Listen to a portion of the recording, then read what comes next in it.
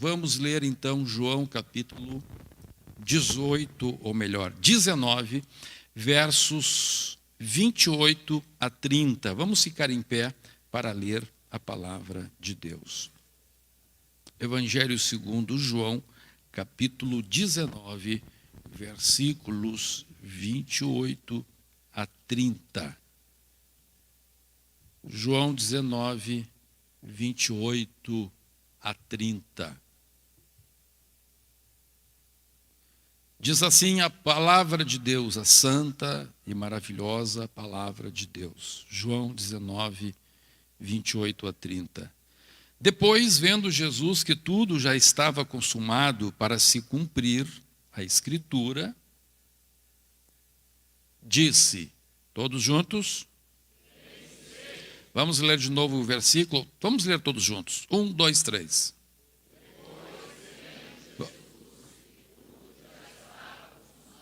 Vírgula, só um pouquinho. Depois, vendo Jesus que tudo já estava consumado, vírgula, aí.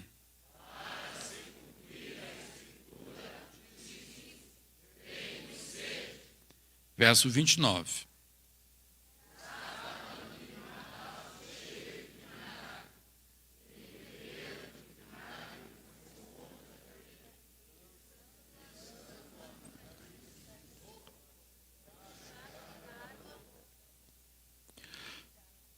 Quando, pois,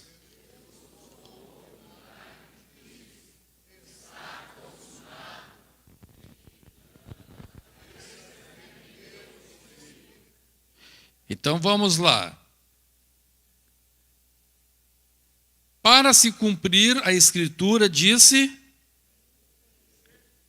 Para se cumprir a Escritura, disse. Aí o verso 30. Quando, pois, Jesus tomou o vinagre, disse. E inclinando a cabeça. Glória a Deus. Podemos nos assentar.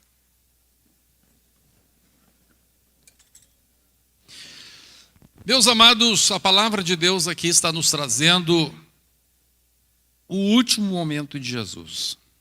A Santa Ceia foi estabelecida pelo próprio Senhor Jesus para que nós nos lembrássemos da sua morte.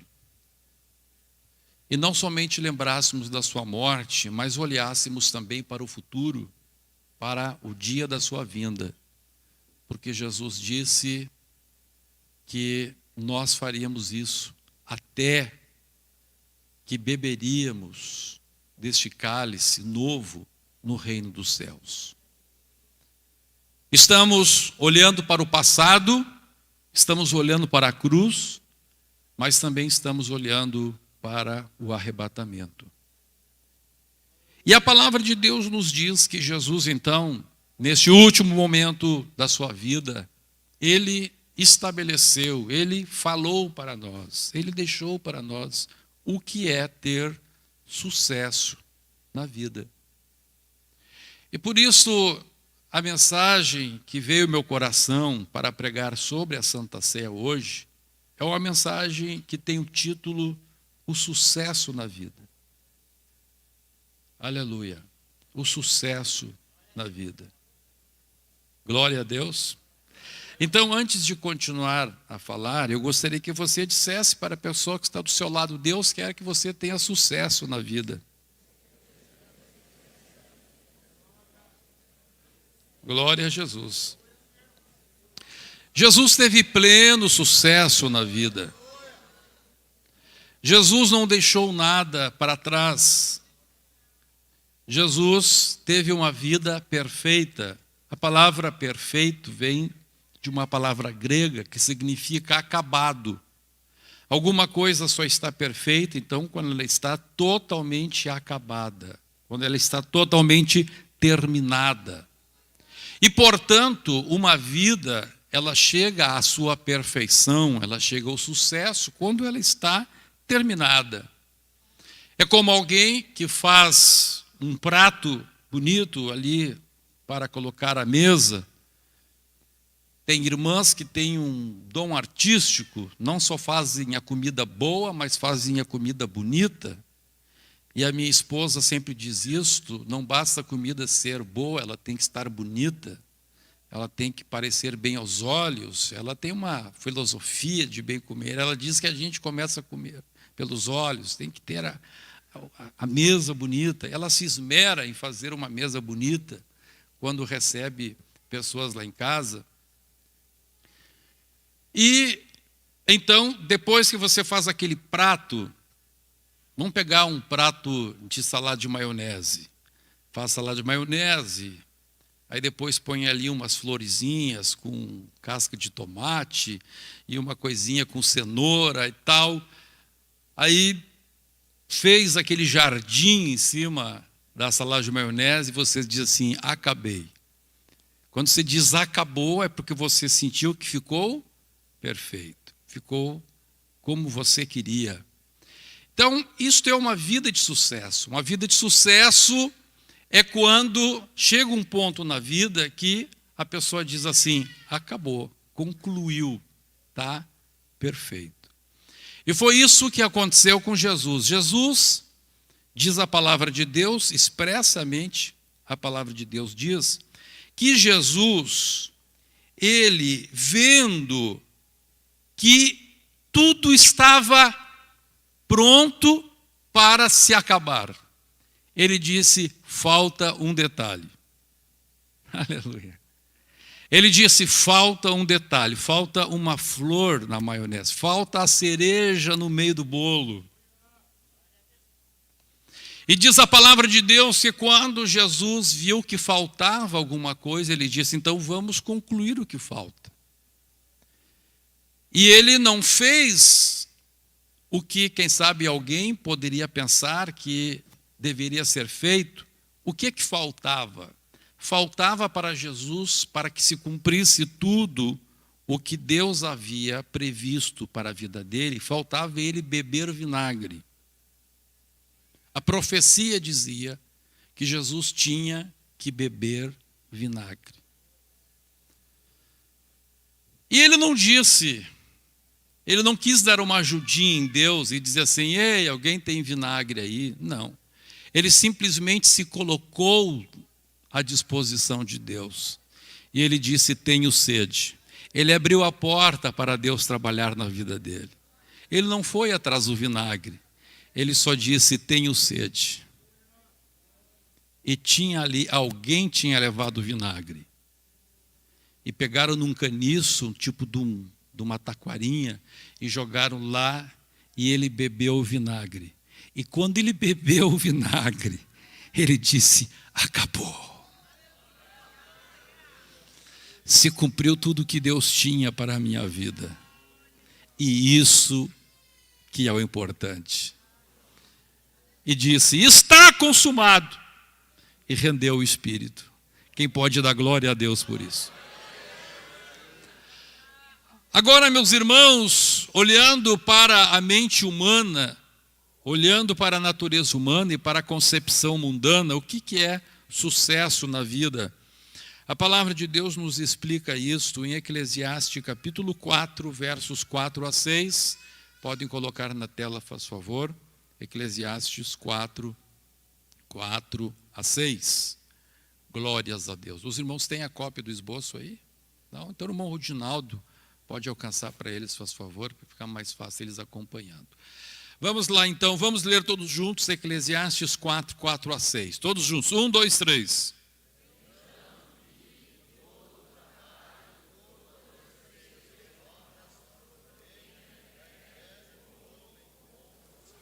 Amém, só até aqui. A palavra de Deus está dizendo então que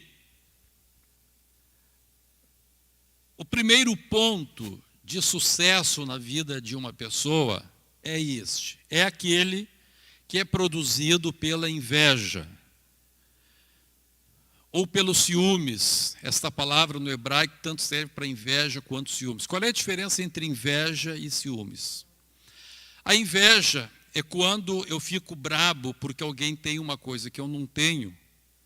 E aí eu não procuro ter o que ele tem, mas eu procuro destruí-lo porque ele tem aquilo. Certo?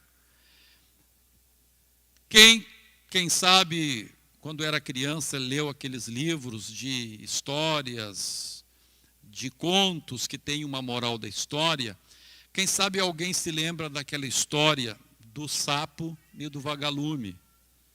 Que o sapo, querendo ter o brilho do vagalume, não conseguindo ter, o que ele fez? Ele comeu o vagalume.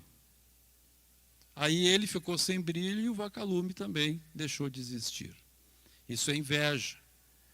Você, ainda que não tenha o que o outro tem, se contenta em destruir o que o outro tem. Mas os ciúmes é diferente. Os ciúmes você quer, para você se sentir contente, você quer ter o que os outros têm. Então essa palavra no hebraico significa tanto uma coisa quanto outra. O desejo de não estar para trás dos outros. E a Bíblia está dizendo então que tudo na terra, o primeiro motor de tudo que acontece na terra é esta inveja. A Bíblia está dizendo que o sistema armado pelo diabo,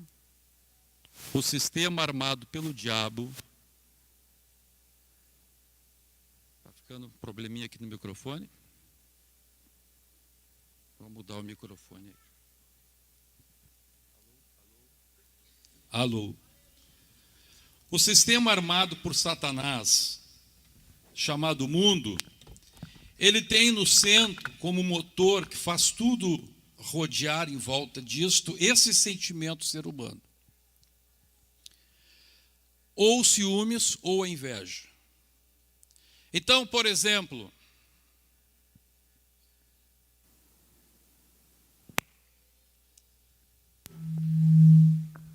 vamos ver, por exemplo,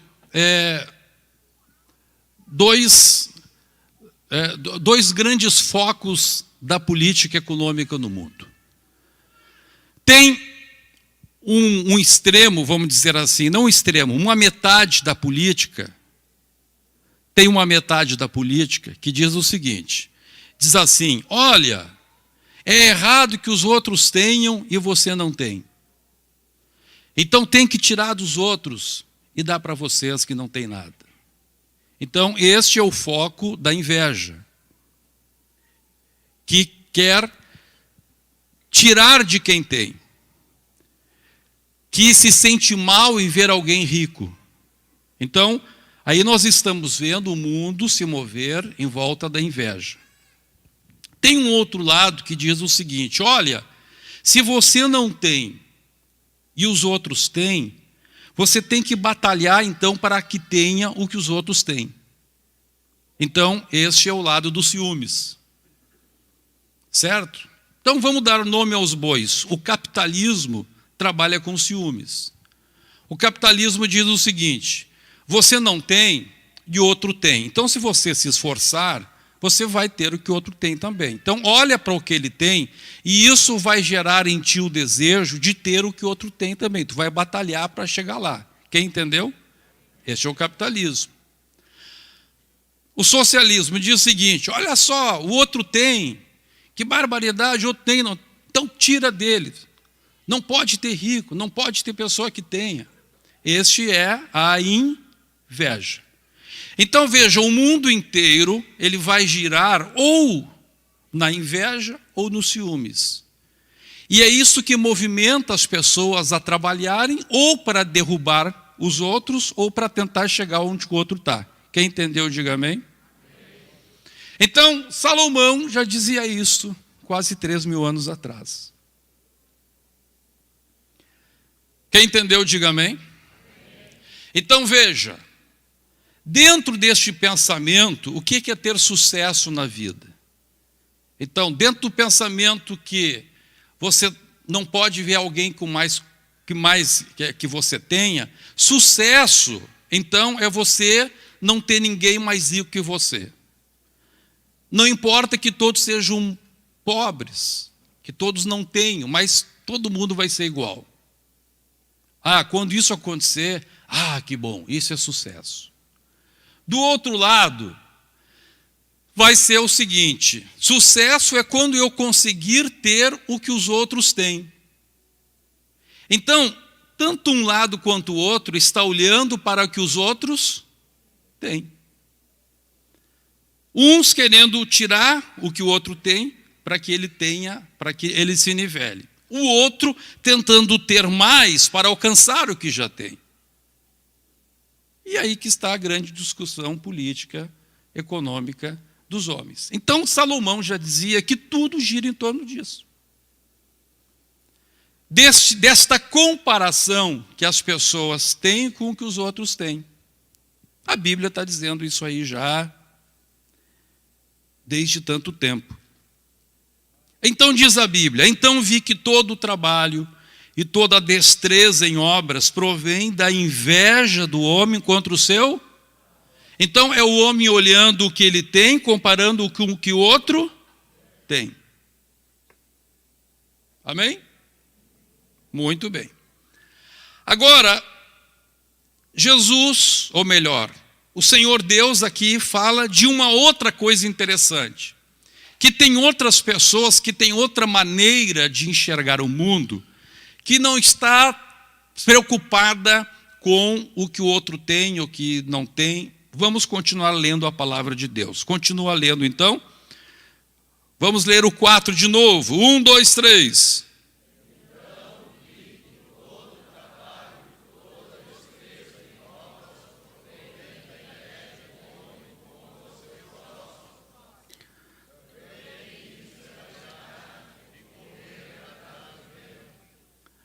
Verso 5. Aqui nós vemos então um terceiro elemento que a Bíblia diz que para muitas pessoas é o sinal de sucesso. Vamos lá.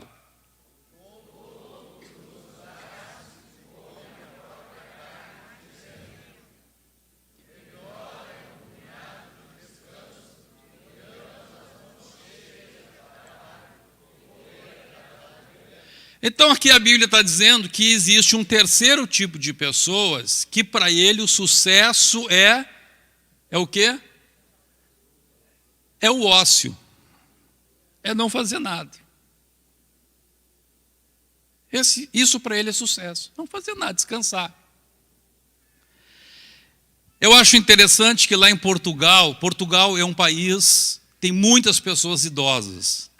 E é uma coisa muito interessante que tem em Portugal, irmãos, que os velhinhos se levantam cedo da manhã. Se levantam 6h30, 7 horas, e eles vão para a porta do café. Para o café abrir, e aí aqueles velhotes ali reunidos na mesa, cada um tomando um cafezinho e deitando conversa fora, contando piada. Então eles acordam cedo para ficar mais tempo sem fazer nada. Que engraçado isso, né? Pessoa, mulher, amanhã eu tenho que acordar às 5h30 da manhã. Por quê, velho? Porque 6 horas eu já tenho que estar lá no bar para ficar sem fazer nada. Então a Bíblia está mostrando aqui que para muitas pessoas o sucesso é não fazer nada. Não importa, ele pode comer a própria carne. Para ele aquilo é o sucesso. Aquilo é o bom. Eu me lembro de uma vez, eu estava vindo do Amapá para Belém do Pará. E aí o avião passou, fez uma rota que passava perto da Ilha do Marajó. E do lado meu, no avião, estava sentada uma senhora de São Paulo. E ela disse assim, olha, eu tenho uma casa de campo, uma casa de descanso, de veraneio, aqui na Ilha do Marajó. E ela disse assim, o senhor não imagina o estresse que eu fico vendo o descanso desse povo. Eu vou lhe contar uma história. Ela me contou. Lá no lugar lá onde nós temos a casa de veraneio, eu vi que um homem, um pescador, foi até o rio, pegou lá uns peixes e veio para a praia. Aí uns veranistas lá compraram os peixes dele e ela disse para mim, e eu fui comprar os peixes dele. Quando eu cheguei lá, ele já estava deitado na rede. Aí eu disse assim: ô senhor, o senhor pode comprar um peixe para mim? A gente gostaria de comprar até mais que um. A gente, olha, eu arremato o peixe que o senhor conseguir. Aí ela disse que o pescador, né, esqueci o nome de quem mora lá em Marajó, o pescador disse assim para ela: mas senhora, a senhora acha que eu vou sair nesse sol para ir lá no meio do rio e pegar peixe para a senhora? Eu já peguei o peixe de hoje, eu já comi um pouco de farinha, eu tendo farinha, tendo açaí e tendo peixe, para que eu vou querer mais que isso? Eu quero é descansar. Ponto. Então, o que era sucesso para esse homem? Era descansar. E a Bíblia chama este de tolo. A Bíblia chama essa pessoa de tolo. Então, o mundo gira então em torno desses três tipos de pessoas. O sistema mundano, ele gira em torno desses três tipos de pessoa: do invejoso, do ciumento e do tolo. O que gosta do ócio, o que para ele a vida é festa. Aí é importante lá fazer o pagode dele, tomar o trago dele, a canha, tal, jogar lá um jogo de bola. Isso para ele é que é importante. Se a família está arrebentada, se os filhos estão passando fome, ele não está interessado no que os outros estão fazendo, que os outros têm ou deixam de ter. Ele quer ter o descanso dele. Então, três tipos de pessoas que existem no mundo, que montam esse sistema mundano: o invejoso, o ciumento e o tolo. A preguiça, o ócio. Essas três coisas, então, que fazem o mundo girar. Quem entendeu, diga amém, o que a Bíblia está dizendo. Muito bem. Agora, meus irmãos, chega o Senhor Jesus e traz uma quarta proposta. Aleluia. O que é sucesso na vida de um crente, de um cristão? A gente já viu que o sucesso na vida da pessoa que tem mentalidade socialista é tirar de quem tem, deixar o rico menos rico ou mais pobre, ou pobre, e todo mundo ter menos. Para ele está bom, isso é inveja.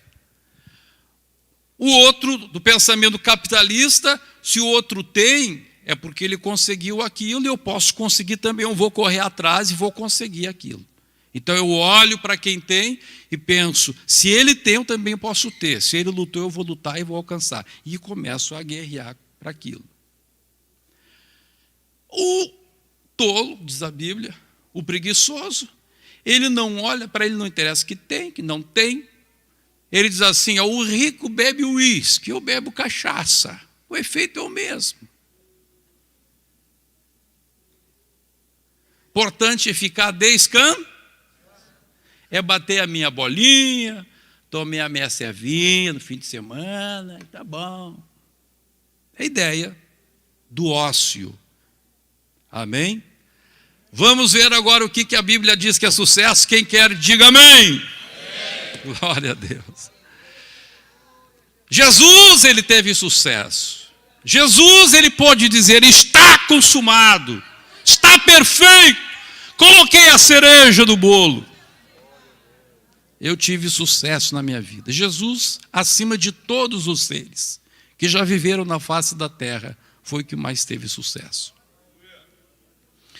Vamos ver então, a palavra de Deus nos mostra que nós, como cristãos, não podemos olhar como sucesso nem o fato de poder ficar tempo sem fazer nada, o ócio, nem o fato de ter conseguido alcançar o que os outros alcançaram, e tampouco o fato de eu, pelo menos, ainda que eu não tenha, ver que os outros não tenham também.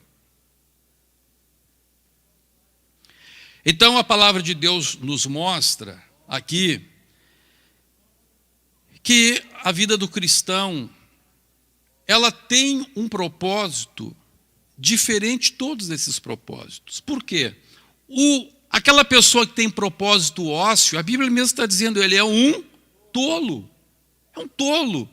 A mulher vai passar fome, os filhos vão passar necessidade. Ele vai virar daqui a pouco um reclamão, daqui a pouco vai estar doente, vai estar enfermo. Sim ou não? A pessoa que tem essa mentalidade assim, não, os que têm não pode ter, a gente tem que tirar deles. Essa pessoa vira uma pessoa revoltada, murmuradora, uma pessoa que às vezes não gosta muito de trabalhar também, às vezes cai no ócio. É uma pessoa que não produz para a sociedade, porque ele está sempre, né, ele fica contente se o outro não tiver. Já esse outro, que quando vê alguém com uma coisa que é ter o que outro tem, vira um estressado. Vira um estressado, está sempre correndo atrás da máquina, sempre com problema, ansiedade. É uma vida sem descanso. É uma vida, às vezes, de tanto correr. O Salomão diz que isso é correr atrás do vento. Por quê? Porque sempre vai ter alguém que tem mais do que ele.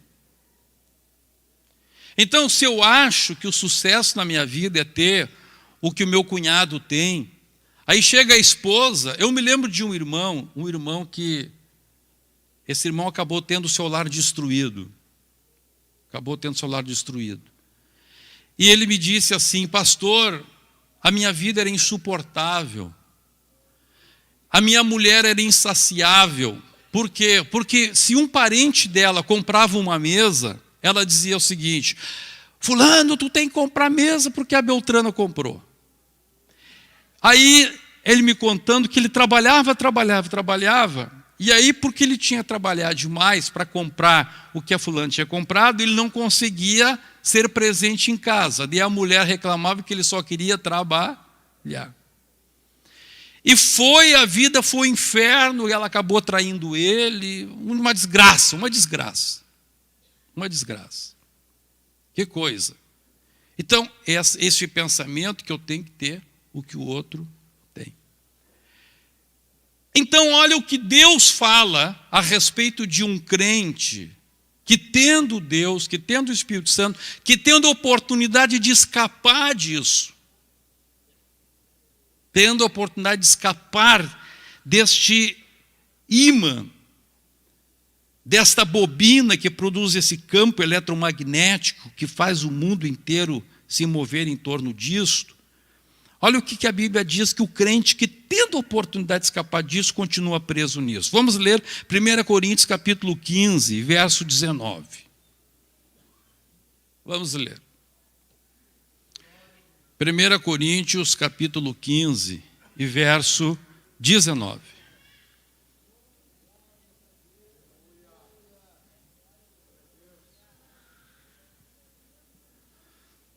Quem pode ler? 1, 2, 3.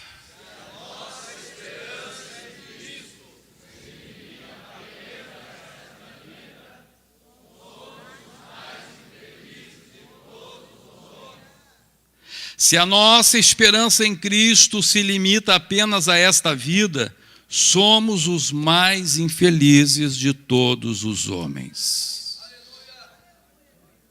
Então veja, olha o que acontece, irmãos. Muitas pessoas vêm para a igreja, vêm para ser crentes, aceitam Jesus, mas continuam presos no mesmo esquema que estavam antes.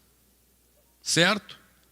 Então vamos pegar o tolo, o preguiçoso que vem para Cristo, mas não se liberta da tolice que o prendia lá no mundo. Que tipo de crente é este? É o crente que alguém chega e diz assim para ele: irmão, por que tu não busca serviço, irmão? Porque não vai atrás de trabalho. Eu estou crendo na promessa.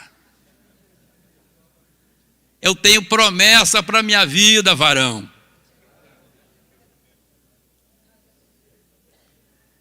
Vai bater um milionário na porta da minha casa e vai trazer uma mala de dólar para mim.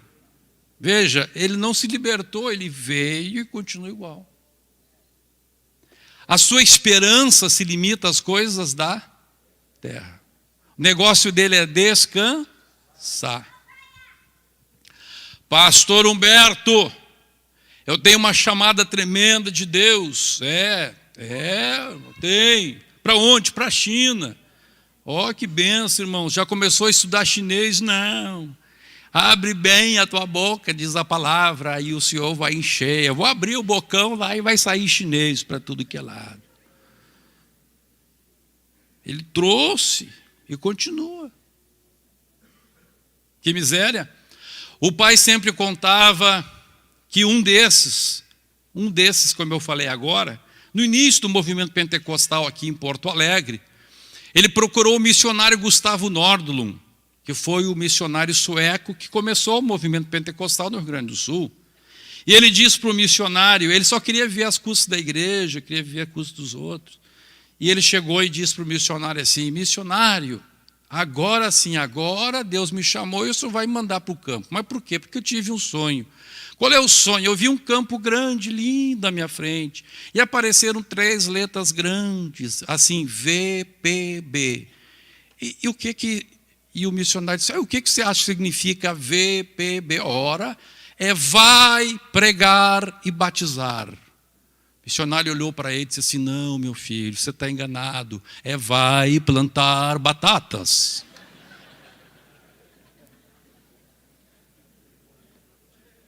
Aleluia. Glória a Deus. O missionário Gustavo Nordlund tinha umas doutrinas interessantes, né?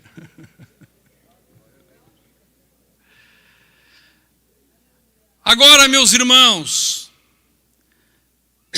aquela pessoa que tem a mentalidade mais avançada, de progresso, que quer e tal, né, avançar e tal, e vem para a igreja e não se liberta daquilo, é aquele estresse tremendo, é aquela pessoa que está sempre querendo mais.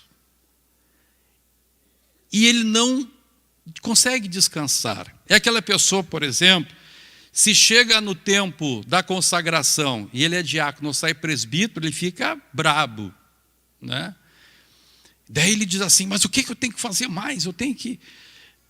né? Se ele é o outro, aí o que ele faz? Ele fica botando defeito nos outros. Ele fica assim: mas como é que fulano saiu ou não saiu?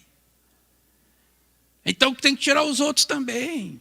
Então, não importa para ele que ele não seja, desde que os outros também não sejam. Quem entendeu, diga amém. Amém. Se essa pessoa é daquele pessoa que põe uma coisa na cabeça e se o outro tem, ele tem que ter também, essa pessoa vai causar problemas na igreja pela sua cobiça. Ele vai também estar sempre olhando para o mundo e ele vai sempre querer colocar Deus na parede, vai estar sempre dizendo: Deus, olha, eu sou fiel, fiz isso, eu quero um carro agora, eu quero uma casa, porque eu fiz isso, porque eu fiz aquele outro, porque eu estou batalhando. Essa pessoa também, ele vai tomar um caminho que ele acha bom. Por exemplo, quem sabe ele acha, bom, eu não vou dar o dízimo, porque dando o dízimo vai atrapalhar de enriquecer. Ele não dá o dízimo. Por quê? Porque ele quer ter o que os outros têm. E se porventura ele é o outro, do outro tipo, da outra classe, então ele é aquela pessoa resmungona, ele não faz, e fica tentando derrubar o que os que fazem.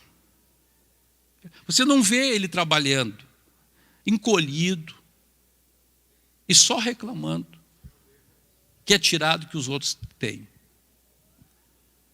Aquele outro irmão que cresceu, orou, jejuou, batalhou, lutou, Deus aprovou, e ele só dizia, só ajuda os grandes, os outros foram beneficiados. Entendeu, pastor João Carlos Jacob? Traz o assunto, traz a natureza terrena para cá, e eles só estão interessados então em coisas que aparecem, num cargo, num elogio, em coisas aparentes, numa posição. Então a esperança deles está baseada na terra. E diz a Bíblia que pessoas assim são os mais miseráveis. Porque ele está querendo fazer de Deus um joguete para conseguir as coisas dele. Quer fazer de Deus um amuleto para coordenar Deus, para Deus fazer as vontades dele.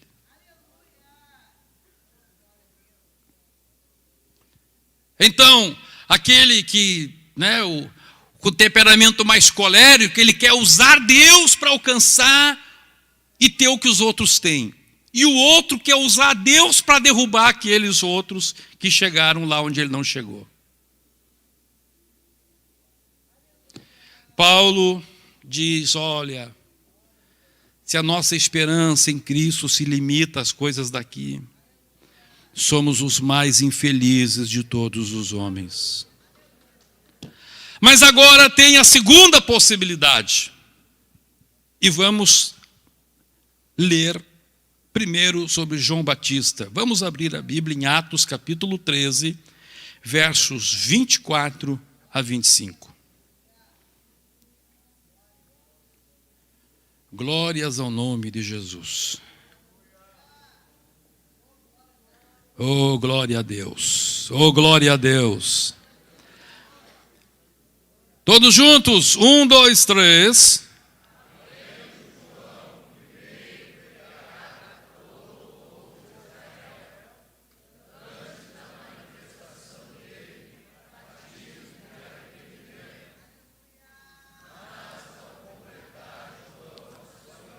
Oh, glória a Deus. Mas ao completar, João, a sua carreira. A palavra aí, carreira, é uma palavra, vem do grego dromos, que significa um projeto, um curso, um roteiro. Vamos dizer a palavra roteiro. Então a palavra de Deus mostra-nos, lá no Salmo 139, verso 16, a Bíblia já diz isto, que Deus escreveu um roteiro para a minha vida e para a sua vida.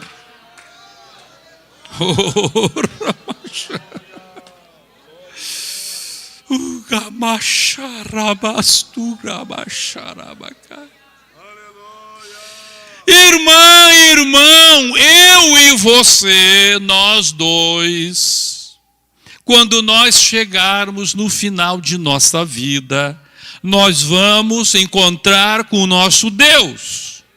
E o nosso Deus vai ter na mão o roteiro.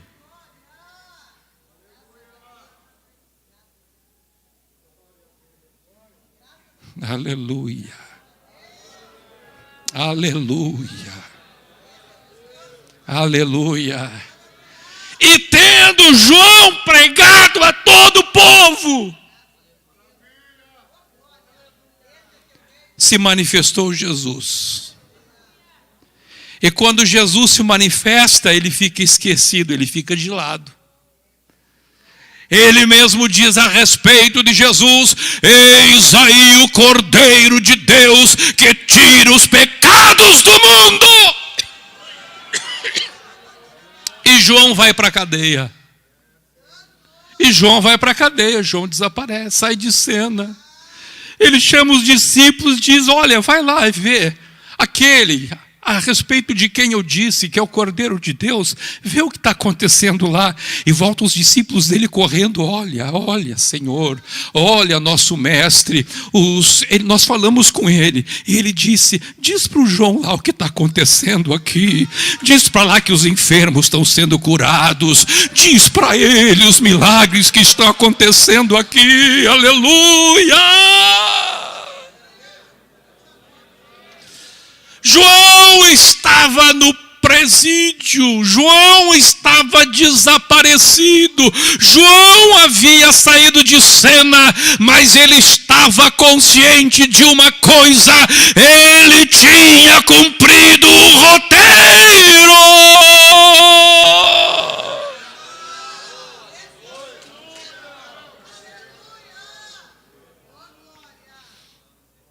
E o que é que Jesus diz a respeito de João? Não há nenhum nascido de mulher que seja maior do que ele.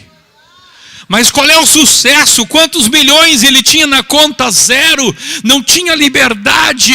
Quantos filhos ele tinha? Quantas casas ele deixou? Quantas fazendas ele tinha? Qual a posição ministerial que ele tinha? Qual a posição na política que ele tinha? Qual é o respeito? Nada. Ele é apenas um prisioneiro. Ele vai ter cortado a sua cabeça, mas não há homem maior do que ele, porque ele cumpriu o roteiro.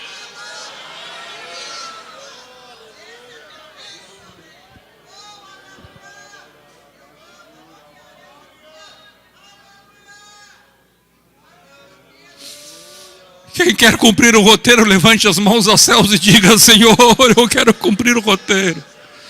Eu quero cumprir o curso.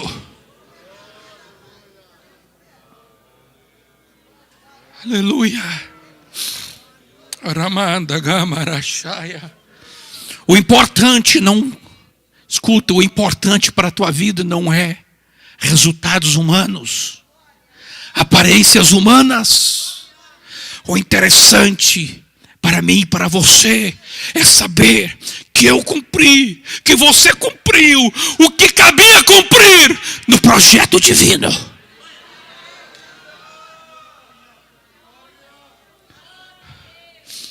Existe um projeto divino chamado Ministério Restauração. Entre tantos projetos que existem na terra, traçados por Deus, existe um chamado Ministério Restauração. E você é uma peça importante neste ministério, neste projeto. Escuta, meu irmãozinho, minha irmãzinha querida, lá no céu, tu não vai ser lembrado porque tinha um carro zero. Lá no céu ninguém vai falar que eu fui diretor-geral do Tribunal Federal. Lá no céu ninguém vai falar que você é médico, engenheiro, enfermeiro.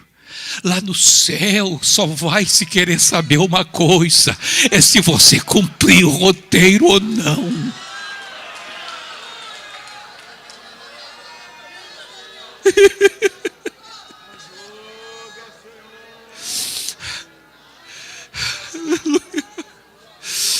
Lá no céu só vai interessar se você fizer como Jesus, de quem nós nos lembramos neste culto de Santa Ceia, do seu último momento na cruz do Calvário, quando gritou, está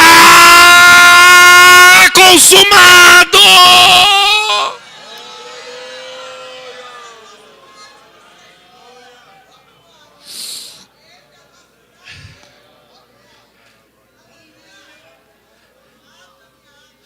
Por favor, diga para o irmão que está do teu lado, olha para ele, faça o favor e diga assim, irmão, tu és importante neste projeto.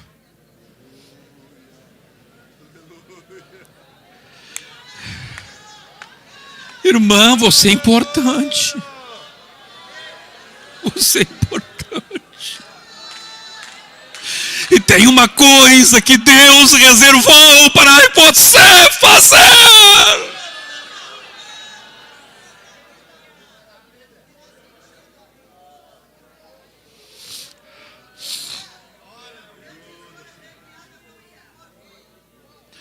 me interessam os resultados. Interessa que eu fiz o que eu tenho que fazer. Oh, glória a Deus. Aleluia. Pastor, mas então o senhor está dizendo que o crente não deve trabalhar, não deve ser trabalhador? Claro que deve ser trabalhar, mas o crente tem que ser trabalhador, o crente não tem que ser preguiçoso, o crente não tem que ser invejoso, mas ele tem que acreditar que ele pode progredir, que ele pode ter prosperidade, não para alcançar o que o outro tem, não, ele tem que entender que se Deus o fizer próspero, é porque ele tem que trabalhar, ele vai trabalhar não para ter mais do que o outro, ele vai trabalhar porque Deus condena o preguiçoso, ele vai trabalhar porque Deus diz, vai ter com a formiga, ó preguiçoso, ele vai trabalhar porque Deus ordena, e por isso existe uma coisa chamada ética protestante.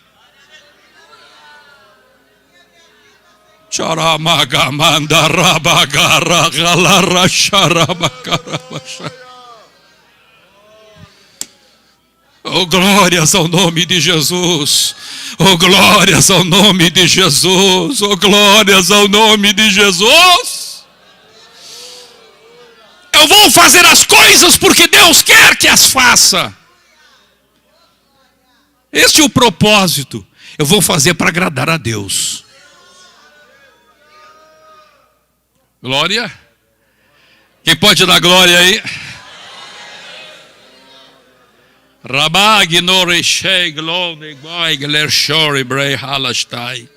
Agora, meus amados irmãos, a palavra de Deus nos dá mais um exemplo. Paulo, misericórdia, 5 minutos se eu tentar terminar aqui.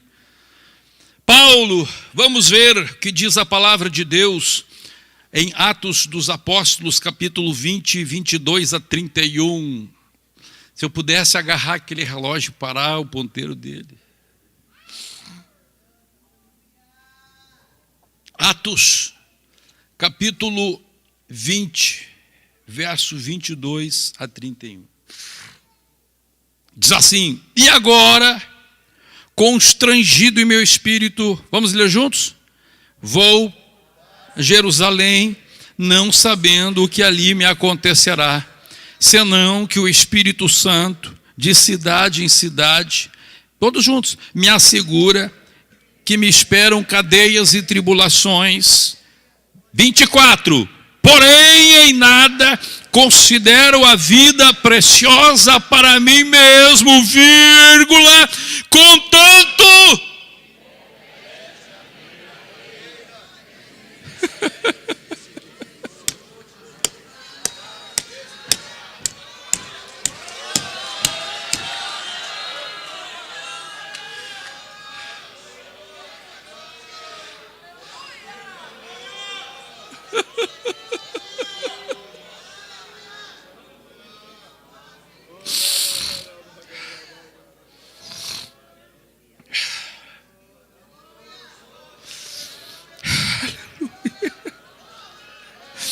Aleluia.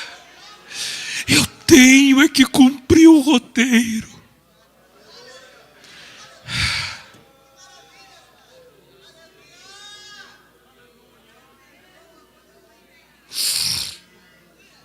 Aleluia. Verso 25. Agora eu sei que todos vós, em cujo meio passei pregando o reino, não vereis mais o meu rosto. Portanto, eu vos protesto no dia de hoje que estou limpo do sangue de todos. Eu estou limpo do sangue de vocês, porque eu cumpri o roteiro.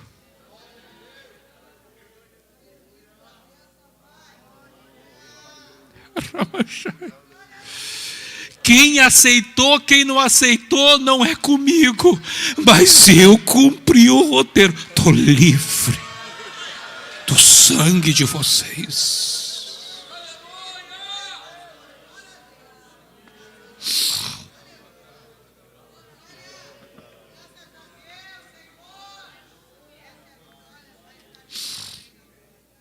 Aleluia. Aleluia. Estou limpo do sangue de todos. Verso 27, todos juntos.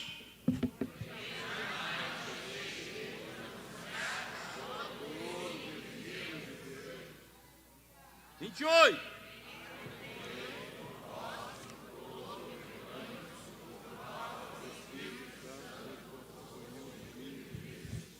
Para pastoreardes a igreja de Deus, a qual ele comprou com seu próprio sangue. É o que ele está dizendo agora para os obreiros. E agora olha o que diz o verso 29. Olha o que diz o verso 29. Todos juntos, verso 29. Eu sei que depois da minha partida, entre vós penetrarão lobos vorazes, que não pouparão o rebanho, e que dentre vós mesmos, olha, aqui os obreiros que estavam na frente dele, dentre vós mesmos se levantarão, falando coisas pervertidas, para arrastar os discípulos atrás deles. Portanto, vigiai, lembrando-vos de que por 3 anos, noite e dia, não cessei de admoestar com lágrimas a cada um.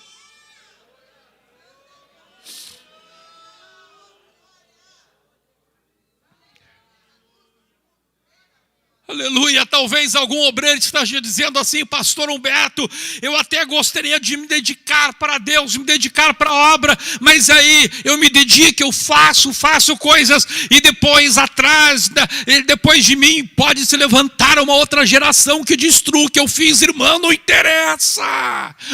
O que Deus vai cobrar de ti não é o que a geração seguinte vai fazer. O que Deus vai cobrar de mim, do senhor pastor Alvaci, é o que a nossa geração está fazendo. E nós podemos dizer: estou livre do sangue de vocês.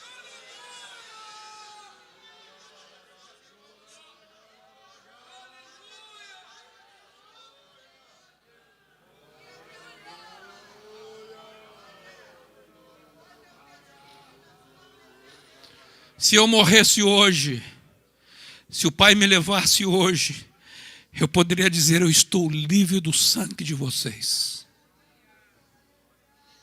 Porque eu fiz tudo o que estava ao meu alcance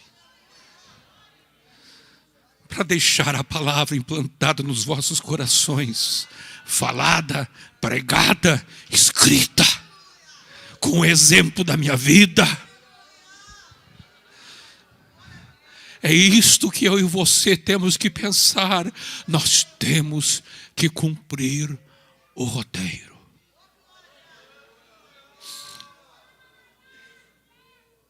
Se o dia você partir, a tua família tem que dizer assim: o Pai cumpriu o roteiro.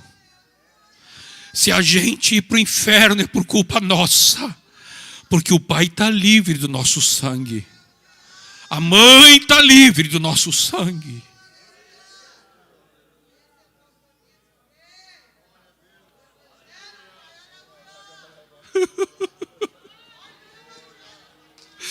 Levante as suas mãos aos céus e glorifique o Senhor.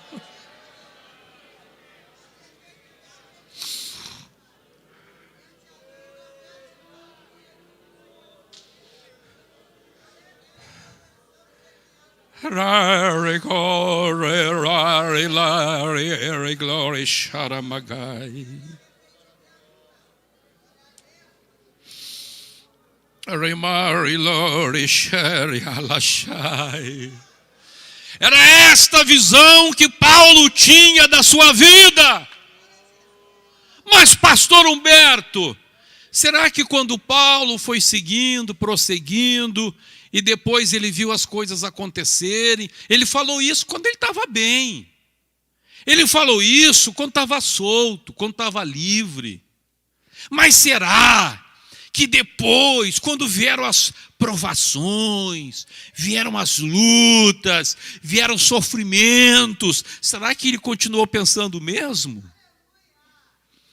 Aleluia!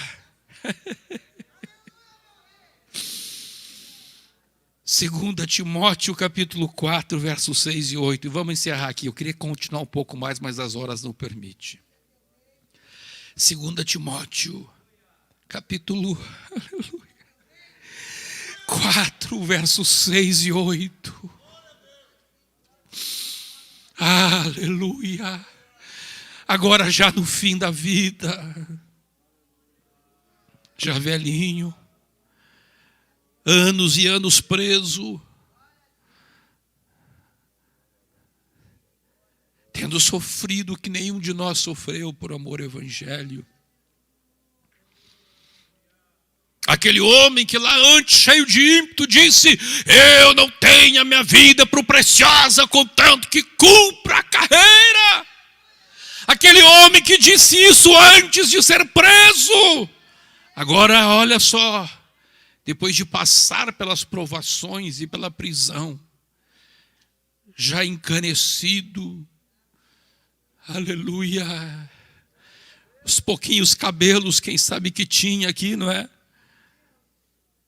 O calvo, já encurvado, quem sabe com seus olhos já com dificuldade de enxergar, segundo muitos creem.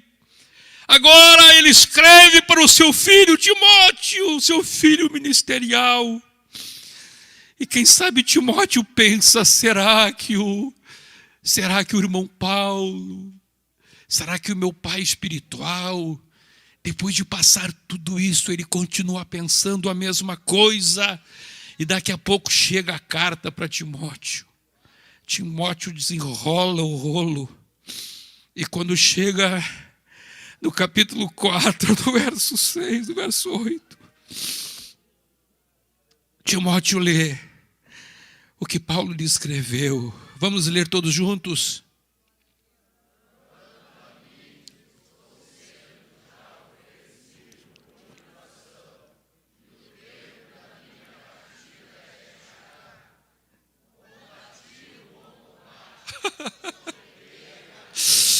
Diga comigo, eu completei a carreira. Diga comigo.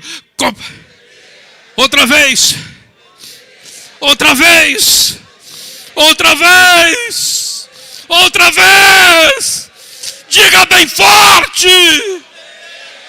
Grite.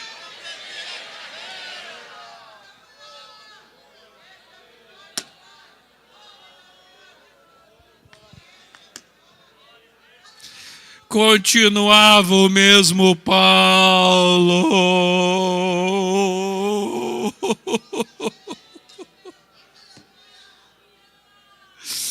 E por que Paulo fez isto? E por que Paulo foi assim? Porque ele estava olhando firmemente para Jesus, que do alto do Calvário gritou: está consumado!